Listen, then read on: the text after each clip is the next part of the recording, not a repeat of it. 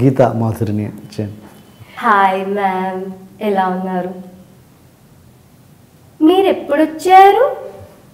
India వచ్చేసారా పిల్లల్ని కూడా తీసుకుని?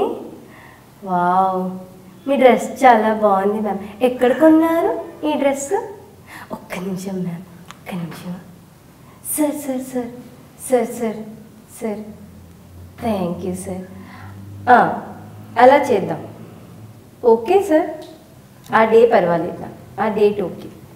Okay sir. Sorry ma'am. చెప్పండి మ్యామ్, మీరేమిటి ఎప్పుడు వచ్చారో నాకు చెప్పలేనే లేదు. మీరు ఏంటి మ్యామ్ మీరు ఇలా చేస్తారు? మొన్ననే అనుకున్నాం మీ గురించి. మీరు ఎలా పాట చాలా బాగా పాడారు మ్యామ్. అబ్బా, ఎంత చిన్నగా ఉందో మీ గొంతు అందులో. అంటే ఇలా దిస్ ఇస్ పర్సనల్గా తను మాట్లాడితే ఇలా మాట్లాడుతుంది. ఇప్పుడు గీత చూస్తే ఏమని అనుకుంటారా? And we share a good rapport actually. నేను గీత వి హావ్ డన్ చాలా షోస్ టుగెదర్. యుఎస్ లో చేసాం, ఇక్కడ కూడా ఇండియా వచ్చిన తర్వాత చాలా షోస్ చేసాం మేము. We did nice, we had very good time. We travelled by car అన్నమాట. అప్పుడు we share so many things.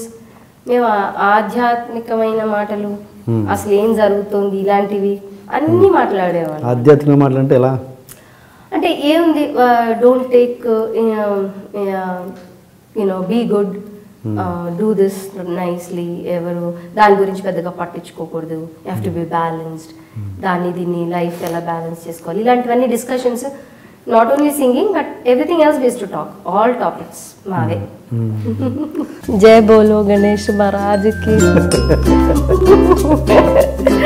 ఇండియాకి వచ్చాక మరి ఉందా సరైన ఆ రేంజ్లో అవకాశాలు వస్తున్నాయా? లేదండి, అది అంటే ఏంటి రీచ్ కాలేదా ఇంకా జనాలకి?